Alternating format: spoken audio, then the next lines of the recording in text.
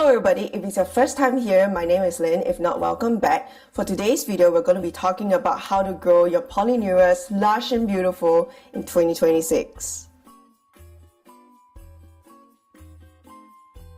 So if you are redirected here from my shorts video, you're in the right place. In today's video, I'm going to be talking about my in-depth care instructions for how I grow my Hoya polyneura lush, thick and beautiful. But before we move on to the tips, we need to talk about rooting out polyneuras. Hoya polyneura are probably one of the easiest Hoyas I've ever had the joy of rooting out. And no, you don't need a cabinet, you don't need a prop box if you don't want to buy it. You can totally root it out in ambient conditions. All you have to do to prop a Hoya polyneura is to chop off one node, stick it into Fluval, which is my medium of choice when I'm propping Hoyas. You can also water prop it in like a little propagation tube, that works too. And really give it a really good amount of bright light, grow lights or east-facing window that's indirect light, especially when it comes from the sun, because polyneuras really hate the heat.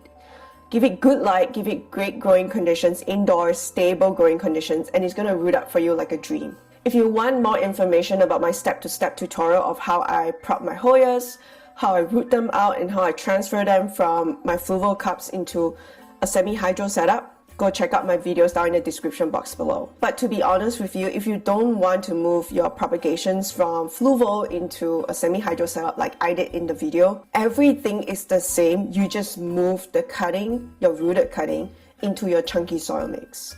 So Hoyas love a loose chunky soil mix, and the Hoya polyneura is no different. The Hoya polyneura is a thinner leaf Hoya and is a little bit thirstier, but other than that, it is still a Hoya, so treat it as such. Okay, so now you've got your rooted cutting, you've got your propagations going, or like you bought yourself a rooted polyneura. Let's move on to my actual tips. Top tip number 1, prop them often. Here's my top example. This is a Hoya polyneura jasminca. I got one node, 2 leaves. It was a cutting, a fresh cutting. I rooted it out. It grew out 5 nodes. I chopped it in half. And this entire branch here is a brand new branch. And immediately my plant already looks like a real plant because of that. Polyneuras love to branch. Once this grows out another new growth point, and this continues to grow out some more, I will continue to prop this some more. This is an example of the prop that I made from that mother plant, and look at it, it's already growing out 3 nodes. I'm waiting for it to grow out about 4 to 5 nodes, and I'll prop it some more and encourage even more branching. So the best ways to grow your polyneura lush, big and beautiful is to prop it often. And when you prop it, immediately your pot's gonna have, instead of 1 cutting, 2, 3, 4, 5, and that's how you grow out a beautiful big mother plant. And I'm going to show you some footage right now. A lot of those leaves that you're seeing on the video right now are supported by just one plant. So keep pruning your polyneuras. Every time they grow out like 1 extra long strand, cut it off, trigger more branching, more and more branching, and that plant is going to fill out in no time.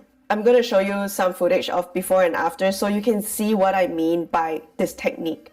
I got all of my polyneuras pretty small, like between 3 to maybe 5 nodes, and all of them are from Cactus and Exotics back in the day. And when you first receive a Hoya polyneura in the mail, or honestly any Hoya or any plant in the mail, I do not recommend chopping them immediately. You could, and I've seen other people do them and they're probably going to be fine, but I don't really like to stress my Hoyas out like that. So I will usually, when I receive a new plant in the mail, I will let the plant be for 7 to 10 days unless the medium looks extremely bad for the Hoya. Like I'm talking like thick, dense soil with no like amendments added to it. Like only in that situation will I unpot the whole plant, shake out the soil and put like new, better loose, chunky soil. But if not, I am always going to leave my cuttings alone for 7 to 10 days, maybe even up to 14 days, so that they really acclimatize and get over the stress of traveling in a dark box. As you can see from my pictures, once I got through acclimatizing them, I immediately got to chopping and propping and then like merging pots, and then that's how I end up with all of these beautiful mother plants here today. So that's top tip number 1. Number 2 has to do with growing conditions. I go nuts when people are like, I put my Hoya polyneura outside and it's struggling and it's looking leggy and the leaves are not looking nice and I blah, blah, blah, blah, blah.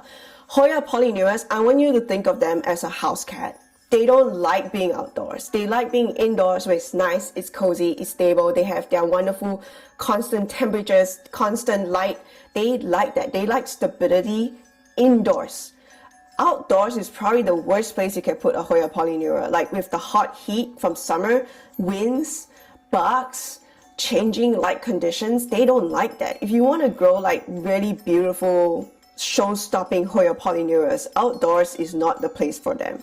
Like keep the outdoors to other sturdier Hoyas like the Obovada or like the Tequila Sunrise or like those kind of Hoyas. The Hoya polyneura, house cat, keep them inside. They don't like being outside. They're not a golden retriever. They don't want to roll around in the mud.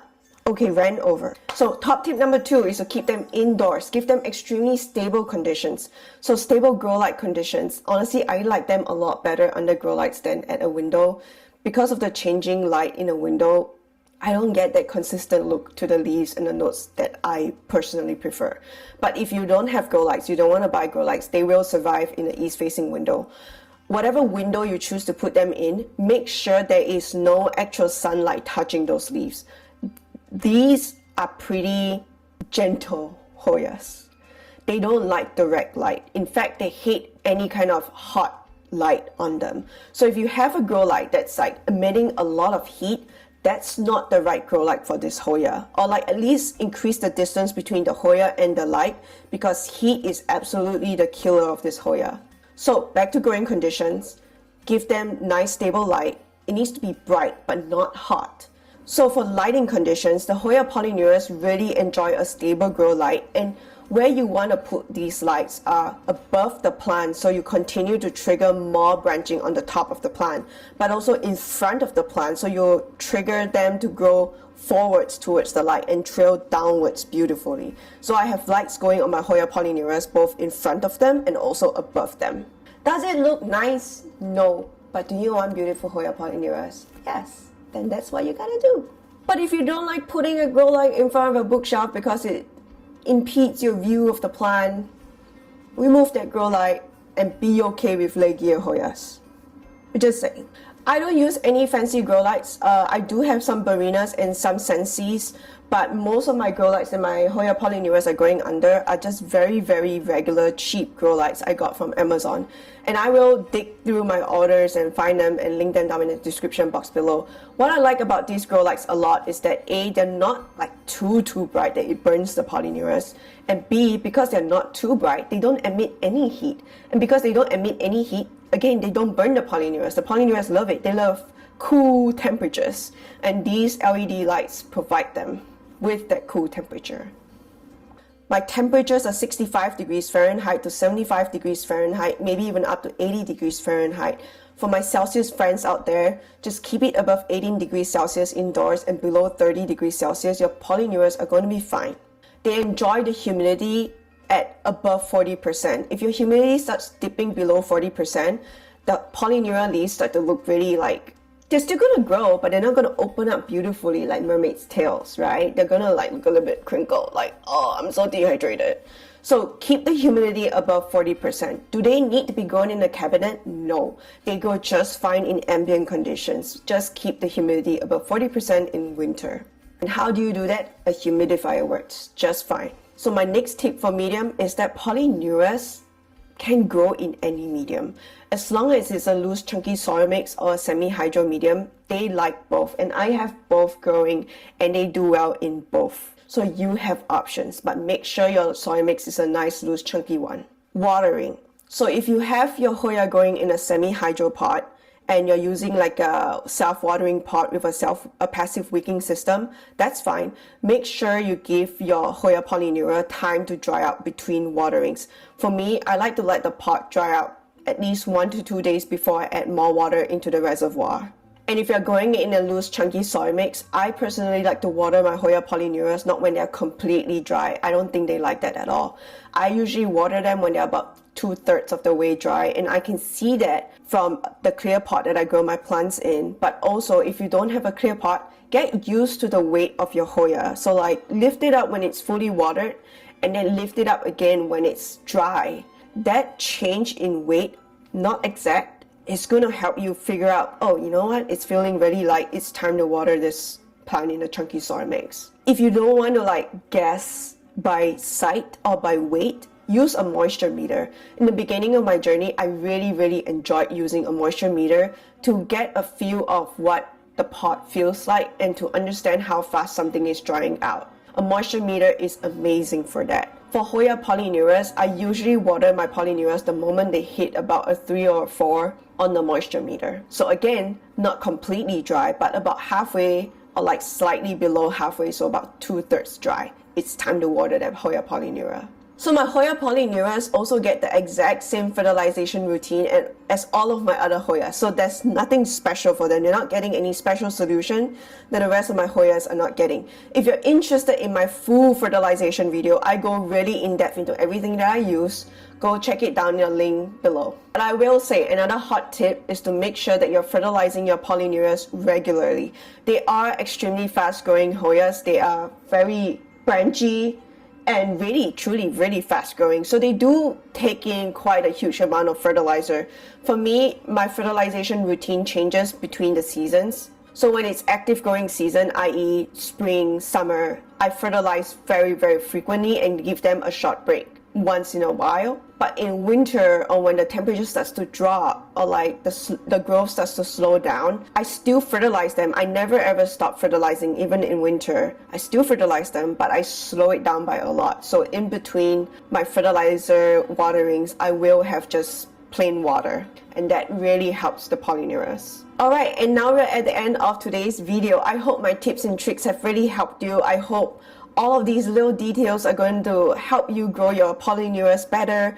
There are no fancy tips or tricks here, really. It's just stable, good care, and pruning often and pruning early, and propping often and propping early. And those things are going to help you supersize to a mother plant in no time. If you enjoyed today's content, please like and subscribe, and also leave me a comment so I know how you feel about these things. Also, if you have a polyneura or if you have any polyneura struggles, I would love to hear them in the comments down below. I'll try my best to help you.